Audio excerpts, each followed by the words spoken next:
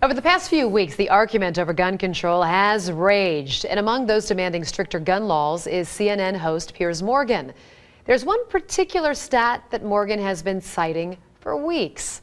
In our commitment to balanced news, Ben investigates the truth behind it in Reality Check.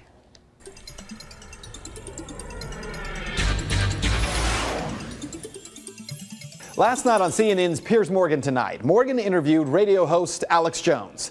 And to say it was wild, well, that would be an understatement. Here's just a small clip. Answer this question. How many Why'd you get fired from the Daily Mirror for putting out fake stories? You're a hatchet man of the New World Order. Let's try again. How many gun murders were there? Oh, you're going to ban your fist now? In Britain last year. How many chimpanzees can dance on the head of a pin? I already went over those statistics. Do you know the answer? No, I don't. You said hundreds. It's very low. You said hundreds. Yes. It's actually 35. Well, the point is you can... Against 11,000. As I said, it was wild, and it got even more wild than that. But we wanted to take a look at some of that exchange because the stat that Piers Morgan was continuing to cite, one that Great Britain, which banned guns about 15 years ago, had only 35 gun-related murders in 2011, compared to the United States, which had 11,000.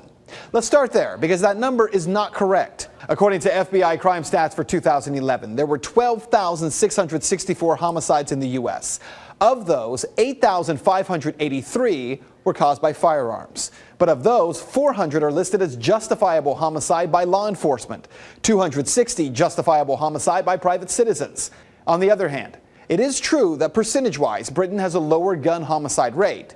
With a population of 62.6 million, Great Britain saw 59 gun-related homicides for 2011. Still not the 35 Piers Morgan keeps citing. But that shouldn't be surprising that the gun homicide rate in a country that bans guns would be lower than in a country where guns are not banned. Where the argument falls apart is when you attempt to claim that fewer guns equals less crime. The U.S. has the highest gun ownership rate in the world, an average of 88 guns per 100 people. That puts it first in the world for gun ownership. Yemen is second with 54.8 guns per 100 people. So that means the U.S. has the highest gun murder rate as well, right? Well, no. Honduras, El Salvador, and Jamaica have higher rates. So do 24 other countries.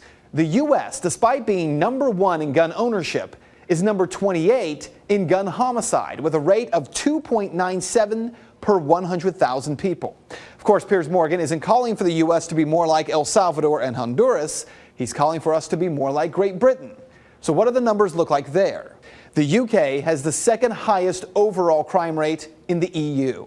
The U.K. has the fifth highest robbery rate, the fourth highest burglary rate. But more importantly, the EU named Britain as the most violent country in the EU. In the UK, there are 2,034 violent crimes per 100,000 people. That puts it way ahead of even South Africa, with a rate of 1,609 per 100,000. In the United States, we're not even in the top 10. The U.S. has a violent crime rate of 466 crimes per 100,000 residents. So what this means for you is that while people like Morgan insist that the U.S. can learn from Great Britain, well, maybe we can. What we might learn is that violent crime is not the result of a gun or any tool. It is the result of the heart of men and women. And that is Reality Check. You can find the sources for the story posted on our website at fox19.com. If you'd like to make your voice heard in the story, head over to Ben's Facebook page. Find it by searching Ben Swan. And we are also putting a link to the full interview between Piers Morgan and Alex Jones. It's two parts. It's worth watching it. Instead, I was reading it last night. You need to watch it, though. You need to watch it. You have to watch it. Yeah.